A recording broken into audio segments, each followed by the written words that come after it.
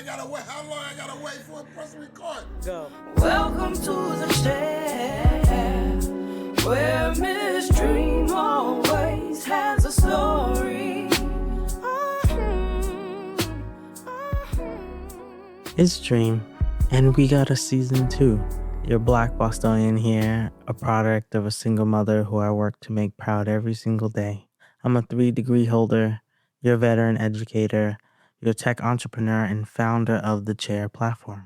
My platform is dedicated to supporting Black and Brown people on their hair journey by creating hairboards, connecting to hairstylists, and sharing haircare tips for a more joyous experience. My podcast is about sharing hair stories, educator stories, entrepreneurship stories, and stories surrounding identity with goals to leave you laughing, learning, and advocating. So come in and listen to the stories in the chair. Where we share stories in the chair. Hello, beautiful people. This is Jade. Jade, can you please introduce yourself? Yes, I can. My name is Jade Umemba, and I am happy to be here and chatting with you today. I am so excited for you to be here. Jade and I went to the same high school, but Jade is a couple years younger. I was in high school with her brother. We were in the same grade. We had some good times. But the memory I have of Jade was after school, like years after. And I got a call from your brother to say, hey, there's an event that my sister's throwing. You got to come. It's really important. We got to get all the Black people there. And that's all he said. And he just sent me an address. And I was like, okay. And so I showed up, and it was this beautiful, beautiful event with all these young Black professionals. And it was right before COVID. It was 5 to 9, and it was beautiful. And I was like, whoa, I've never seen this many Black professionals in a space in Boston before. And that we had like our first like big conversation. And he was like, yeah, I thought it was important. And I was like, this is amazing to create. And I was like, wow, she built this whole space. Like, this is amazing. And so from then on, I was like, okay, I got to stalk her slowly on LinkedIn. And just been following your journey and learning so much and reading all your blog posts. And so I was really excited when you said yes to my podcast. Oh my gosh, that is actually so good. Thank you for showing up to that first of all, because we needed everyone to just like show up and show out.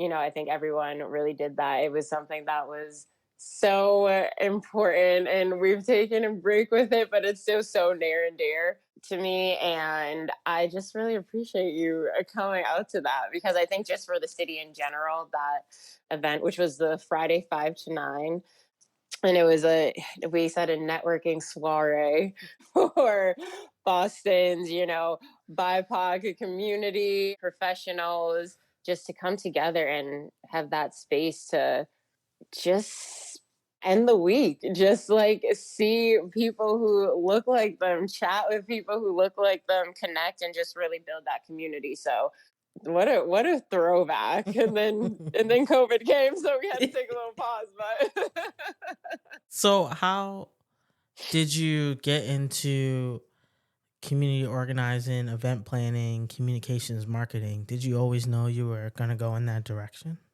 I did not. I got into my current position. So I'm a manager of digital content strategy at a public relations agency right now.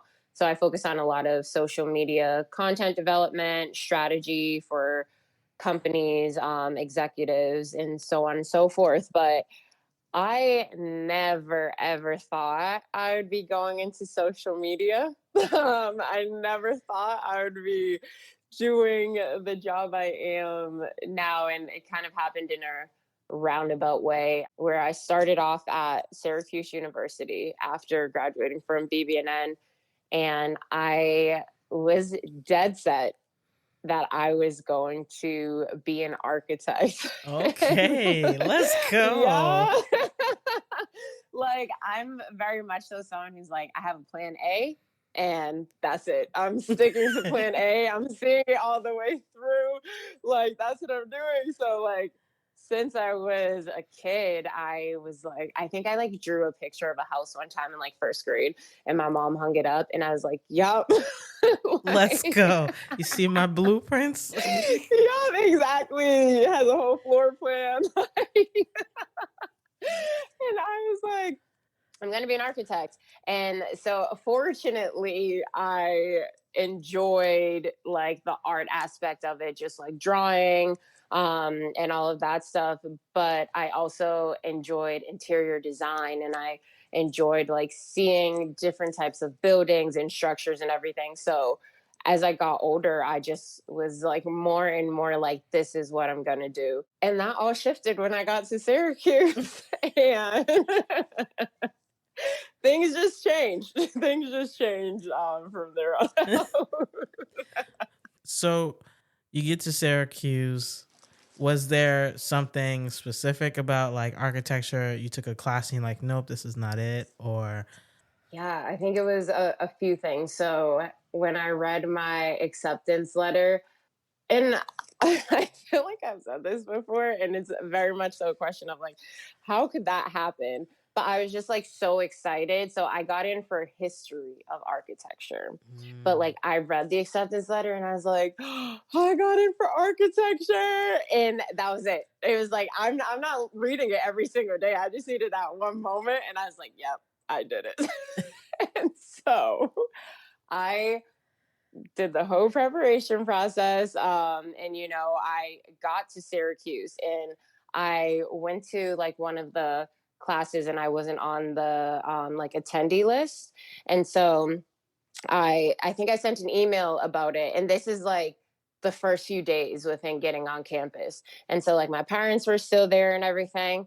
And I think it was like the head of the architecture school was like, yeah, like you're not in the School of Architecture. oh, And yeah, yeah. And so remember how I said I have a plan A and that's it? yeah. I was like, what am I gonna do? Like my whole world was just like, I don't even know like what to do. So fortunately, I was able to get an interview and like set up a meeting with that person who I spoke to. And like I submitted my portfolio and they're like, okay, like we'll admit you into the School of Architecture, like based on all of this stuff that you sent in. And so you're good to go. But at that point, I think I had already shifted my mindset to, okay, I need to accept that I might need to go with a plan B and I have to be okay with that.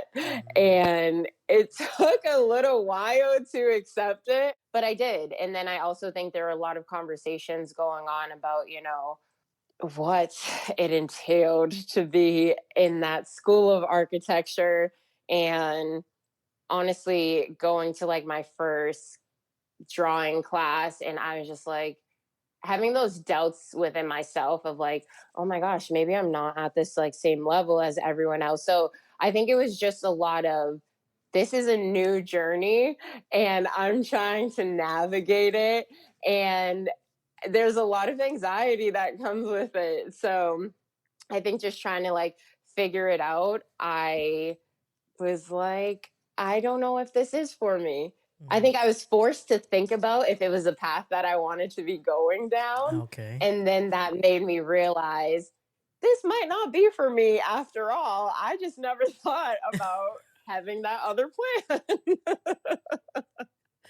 So it was a whole entire mind shift. And I think that's the first time that I realized, oh, it's okay to have a backup plan, or it's okay to change directions or reroute to something else. So yeah, that was the start of my path towards where I am now. Well, that's so interesting. One, the fact that getting into the School of Architecture doesn't include the history of architecture. I have some questions about what does that mean? Why those are separate things? So that's one. And then but I think about how growing up my mother always says you need to have a plan A, B, and C. Mhm. However, the plan A, B, and C my mother always also said that they need to also be equally interesting. Like Yep. it wasn't, plan B wasn't less than plan A in my mind. It was just different. So like I would prefer A, but B also works too. Yeah. And so having to learn that on the spot while going through class, man, I entered into college being like, I'm going to be a cardiothoracic surgeon. I wanted to be a heart surgeon. That was my goal. But because I worked in the middle of the woods, signing up for classes, we didn't have any internet. So I missed the deadline. So I couldn't get into bio and chem, the entry level classes. And I was like, my life is over. How am I supposed to be this Right? doctor? It's the end of the world. It's the end of the world. I called the admissions. Excuse me, I'm trying to be this doctor. I can't get into the class. And I don't know who the lady was, but she was like, you're going to be fine. Just take 4 random classes. You'll get it later. And I was like, I need to be a doctor. And she was like, 4 random classes. So I just picked, yes. I just picked these 4 random classes, and then I just kept moving. But I ended up falling in love with 40 other things, so I never got back to science because I was falling in love over and over again in all these different classes. So is that what happened with you? Were you falling in love with other classes? Not quite. I think I was having a bit of like an identity crisis, honestly, because I was just like, everything was just shaken up, right? So I got there. Now I have to change like this thing that I thought I was going to be. I'm not going to be that person anymore. So now I'm like, I need to try like something else. So I was like, okay, I did like interior design, so I'll try that. I was like, yeah, this isn't for me. I don't think I love this. And so then I was kind of just getting requirements out of the way. And I was also dealing with the fact that I didn't know if that was the school that I wanted to be at, location wise. So that was another big shift. I love Boston. I love being home. I love being close to like my family and my friends and everything. So I think I was just dealing with so many transitions, and I was like, I want to be somewhere where I'm comfortable and where I'm, enjoying myself. And I made like some great friends at Syracuse for sure. It just wasn't the school for me location wise.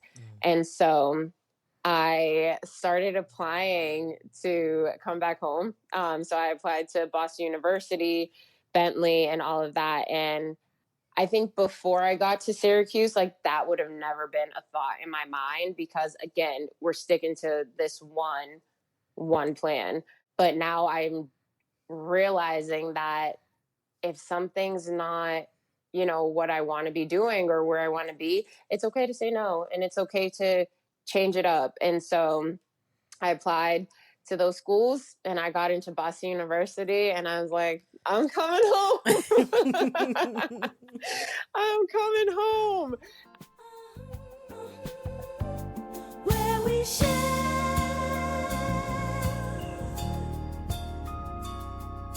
stories in the chair.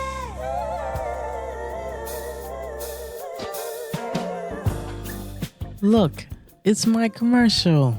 We will be right back. It's more than just a bad hair day. It's a journey.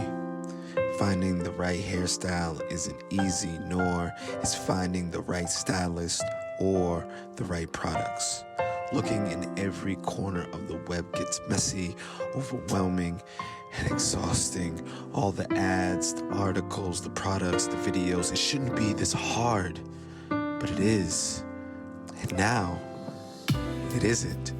The chair. A black and brown centered platform where you can design hairboards, connect to hairstylists, and share hair care tips for a new, joyful path on your hair journey. Avoid the clutter, save yourself hours, months, and even years of research and poor trial and error. Everything you need in only What you need is in one place. Hairboards made by people like you, for you. Find the right products, the right people, the right answers for you, stress-free. Join the chair community and make every day a great hair day. When you share your pain, you allow others to help you. And when you share your success, you help others get theirs. Lean on the chair. We got you. No stress, no strife. In the chair. The chair. The chair. All right. I think with that, I was like, okay, maybe I need to be in another environment and I can give this like architecture thing another try. We'll see what happens. So the plan, we're back. I like the plan might be back in motion, but BU doesn't offer that as a major. So it's actually really funny. I came to BU, or I went to BU, and I started taking history of art courses, which is like similar to the realm of the history of architecture and everything. And I was like, okay, what's going on here? What's going on? And I think I just was trying things. Really, I was just trying things. I was like, maybe graphic design. I was like, I love African American literature. I love African American history. Same. Yeah. Yep. It's amazing. It's amazing. Like everything about it, just like, I don't know, it just like catches and keeps my attention. And I was like, maybe I can major in this, but I don't think they had a major set for that yet. I believe they do now, which is pretty cool. Yeah, that's awesome. But I was just like, maybe I can major. I love this. I love it. Like maybe I can major in this. But one thing about me is I am always thinking, okay, but what will this lead to? You know, how will I be able to use this? I've been told I'm very concrete. I'm very concrete in my thinking. So I need, okay, we got this, we got this, we got this. We're set. Like that's the path. Again, that's the path. Like we're following it. So I think at that point in time, I just couldn't figure out exactly how I'd be able to use it. But with all the courses I was taking, I had enough to go into the, you know, a communications degree. And that's where I ended up. And so that's, you know, a long way to say that I majored in communications with a concentration in public relations, and I minored in African American studies. So yeah, I was like, I'm going to do this and we'll see what happens after. We'll see. How long have you been in the field as a digital strategist? Yeah, I think I'm coming up on 7 years. Yeah. So what keeps you in the field? What keeps me in the field? I think it's just like the creativity. So I think there's like creativity and community building with social media, which is what I specialize in. And when I joined my company, so I joined right after graduation, and I was working with a lot of clients that needed social media support. And eventually they were like, we're building this practice out. So, you know, would you want to switch tracks? Because I initially was doing PR. But I was like, yeah, sure. Like I can write social media copy. And it was interesting though, because I had only worked on personal social media. Like I'm posting to my Instagram, I'm throwing a filter on a picture and like throwback Thursdays and everything. So it was very different. It was like a learning curve to do that for a company, but it was fun and it was exciting and it was cool. And social media is growing in all these ways. So I was like, yeah, let's do it. And over the years, I've just been building that skill and building that knowledge and going from content development to strategy and, establishing like voice and creating creative assets for it and everything. And I think there's so much that goes into it outside of a pretty post on a page. Mm. You have to think about, what audience are we speaking to? How are we going to get them engaged? Okay, now that the post is up, how can we interact with these people who are following us, like having conversations in the comments or responding to their DMs and their questions and everything, and just community building. I think that's one aspect of social media that's so important, is being social, whether it's interacting with other profiles, no matter what. So I think that community building aspect is something that is just like, it draws me in, whether it's in real life or online, but also the creativity, because it's like you have 5,000 companies selling the same product, saying the same thing. You need to think about how you're going to do this differently to catch someone's attention. So it's like, is it going to be a fun video? Is it going to be a cool picture, like a campaign? So I think it's just fun to see that and see how people can connect with their audiences, especially online. And I was working in the field during the pandemic, and that's when a huge shift happened, where it's like everything's happening digitally. So like, how are we going to make this work? I would say that creativity aspect and the community building aspect, which just kind of carries over into other things that I like to focus on. Yeah. So you take your core classes in business school and you learn very quickly what you like, what is just homework, what is a requirement. And before business school, I didn't have any business class experience. It wasn't anything that drew my attention. And I started to really learn that I really liked marketing and I really liked business analytics, and in this interesting way. So then I decided, I was like, okay, well, I'm going to take a couple more marketing classes because I'm curious. Like, I don't really understand, but I want to know more. So I took this brand management class, and it was so interesting and so fun because all the projects were based on storytelling.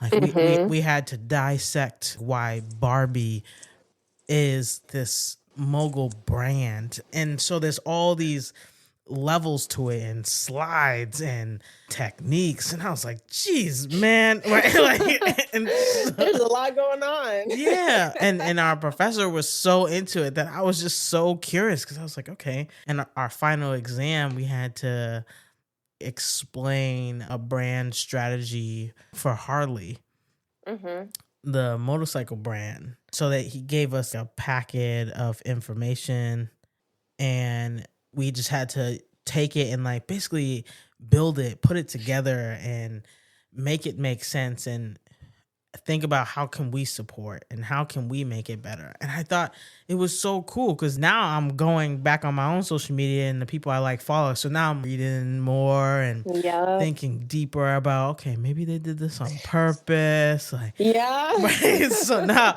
and I'm staring, and people, my mom is like, why are you staring at your phone like that? I'm like, oh, I wonder if they did this. Yeah, you're just analyzing everything. Yeah, and because I was like, oh, I'm going to do my homework assignment. He gave us this assignment where we had to just look at color and think about color and its intensity and why we choose the colors we choose. Yeah. And we had an exercise. We had a class exercise where we had to think about the brand of a state. And he said, hey, we're going to rebrand a town in a state. And so I don't remember the town specifically, but we had to rebrand a town up in the mountains in Vermont. And so now we had to do all this research about this small town in Vermont. What did they do there? What is special? And then so he was comparing it to like New York and a Vegas and a Miami. And I was like, geez, man.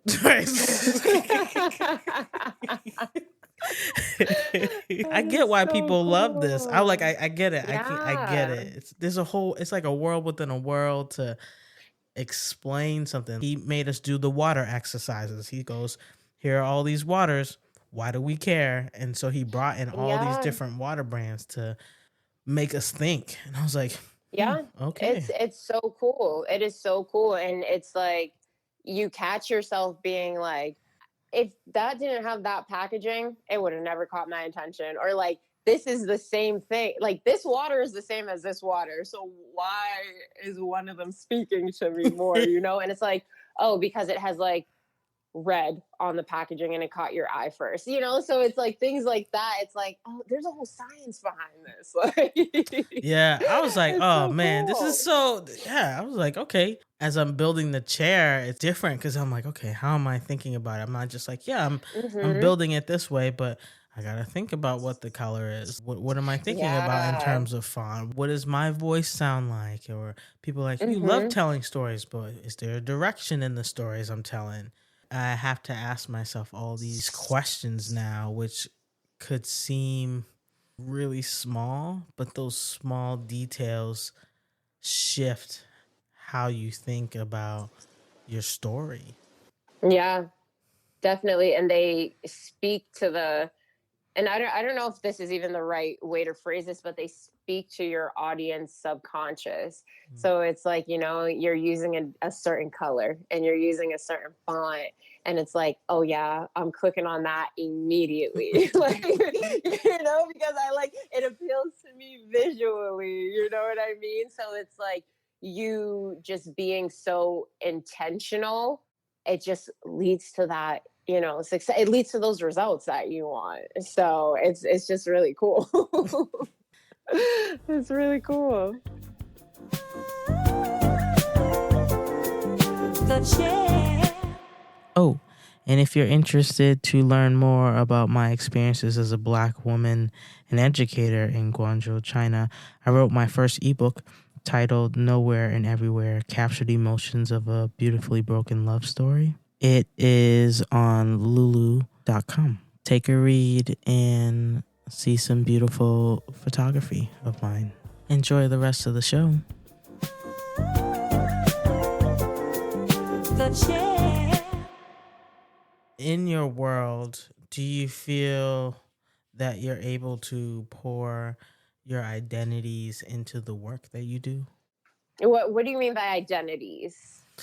When I think about your age range, the fact that you grew up with social media, and you think about how you have an eye for this, when you pour that youngness into your work, do you feel that that makes a difference? Or the fact that you are a Black woman, does that make a difference for you when you pour it into your work? 10,000%. 10,000%. And I say that because, you know, when working in social media, at least for me, like sometimes I'm working with clients who are maybe older, or they didn't grow up with social media, or they're not as active on social media. So they don't really see the benefit of it. Whereas for someone, you know, in my age range or younger, who like social media is life, where it's, you know, so important to be able to be like, you need to be here because there's a return on the investment. Going viral is fantastic. Like, I can't promise you that a post that I write or a graphic that I create is going to go viral, but I can let you know that having that and just posting in general, being on these different platforms, whether it's LinkedIn, Facebook, Instagram, X, is so beneficial for getting your key messaging out there to an audience that you might not be reaching through traditional media or in real life. So I do believe that every business should be on social media, because I know I'm not the only one who, like, if I hear about a new restaurant or a new store or anything, I go to their social media first to see what's the last post. Like, does your food look good? Like, what are you selling? Like, if I go to your page, will I get an idea of who you are, what you do, what you stand for, even? So I think my age and like being in the age group of people who were constantly posting on social media helps me be able to say, you need to be on this. This is important for my demographic, for younger demographics, like even for older demographics, you know, like you're appealing to people who are active on social media, whether you are or not. And people are just going to continue being active on social media. So I think that helps. And I think just, you know, building those skills from working over the years, not only can I say, you should be on this because everyone's on it, but now I have like the more analytical viewpoint to show like the numbers and how these numbers translate into that community building again, or what it means to like maybe lead to a sale for the business or something like that. You know, like I can speak to that, which is super helpful. And I think being a Black woman, 10,000%, 10,000%, especially in the climate we're in today, and have been over the years. So I think there are instances where I provide a valuable perspective, whether it's maybe we shouldn't post that because it might be insensitive to, you know, a certain group of people, or being able to have those conversations on maybe we should post something for this holiday or observance, and here's why, and here's how to post it. Let's work with your internal employees who maybe it's Black History Month. Let's work with your Black team members who can speak to this and share their perspective. Let's amplify their voices and have those conversations and create content that highlights them, how they feel about this moment in time, what it means to them, and showcase why it's important to the company as well. And sometimes there are instances where companies will be like, yeah, let's post about this. And, you know, we have to take a step back and say, like, well, are there initiatives that we can point to? Are we doing anything internally to like be able to trace back to? It's not just about talking the talk. You have to walk the walk too. And having a different perspective on different topics, I think just helps me be able to provide that insight or guidance during those moments in time when it's beneficial. Yeah, that's really helpful. I feel like I'm having a lot of conversations about identity and how identity shows up in various different ways. I was just talking about this at work, that we have our visible identities and then we have our invisible identities. And so, yes, you can see that I'm a Black woman. You may even assume that I'm straight based on how I look, but internally, you don't know that I have 3 degrees. You don't see that. And so being able to have those conversations, and how a lot of young people have the ability of being social media experts or people who are just more knowledgeable in the field, and people don't see that. They just see that they're just young, and so they don't consider that intensity of how this can be helpful for their business. Yeah, definitely. And I think it's funny because it's like, you know, we're young, or people younger than me, they're young. And it's also the other side of that though is they're growing up in a different time.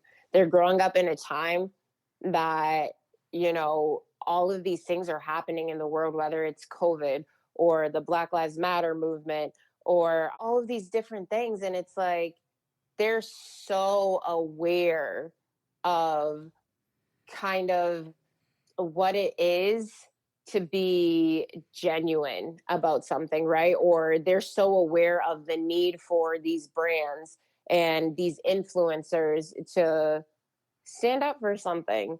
So that's what they're looking for, you know, in their messaging. And when you're posting on social media, or, you know, you're posting about these things, they want to see the actual action. So for example, like Patagonia is a great example of like what they're committed to the cause. You know what Mhm. I mean? Yeah, when So people it's talk when like people talk about them, they talk about them.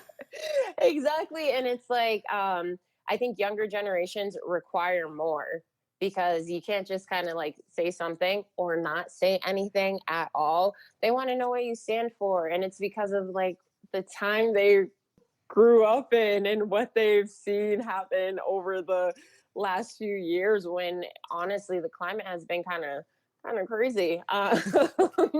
So I think that's helpful in conversations with older generations sometimes, because you just need those different perspectives.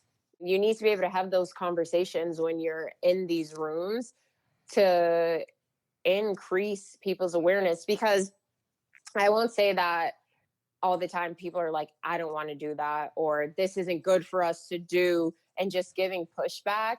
I think sometimes it's just like they don't know. So, like, if you can provide that education, it leads to a productive conversation, you know? And it's just, yeah, it's just helpful. And I also think my identity is helpful in a lot of conversations, but in other moments, I have to be like, I can't speak for all diversity. Like, I can't speak for everything. You know what I mean? Like, I can give my perspective on certain things, but we need to have a larger conversation with more, people at the table. So, yeah, I think it definitely comes in to play in work. So yeah. Well, I appreciate that. Thank you. Well, Jade, thank you so much for sitting in the chair. I truly, truly appreciate it. Of course. Thank you for having me. I'm honored to be here. I'm honored that you asked me to be here. Yeah, this is fantastic. What you're doing is just, it's amazing. Honestly, you're killing it. Like I said earlier, I think you're so just like intentional, with the whole production, from the message to the interviews to the branding, everything. So it's amazing. I think we need this for sure. So thank you for having me and just giving the opportunity to share my story, my perspective. Welcome to the chair, where Miss Dream always has a story. Thank you for listening to an episode of The Chair. I'm going to share with you a dream of mine. I would love to be on Sesame Street. Sesame Street held my hand through childhood. In my dream, I would be in my big afro or rainbow braids sitting on the stoop sharing hair stories. I would like your help, please, by doing all the things like leave a review, share it with someone who would benefit from hearing this episode. And if you know someone who knows someone who knows someone at Sesame Street, share your favorite episode with them, and I'll make you some of my famous chocolatey hot chocolate. I hope you have a beautiful day, or if you are like me, still up in the middle of the night, I hope you take a deep breath and rest. Love you. Talk to you later. The chair. Hello. Please leave a message after the tone. Dream, hello. I just wanted to tell you you're wonderful. I just got through going through your podcast. Love you, love you, love you, love you. Keep it up. Maybe I need to send it to Oprah and Tyler Perry. Love you, baby. You are great. Where we share stories in the chicken.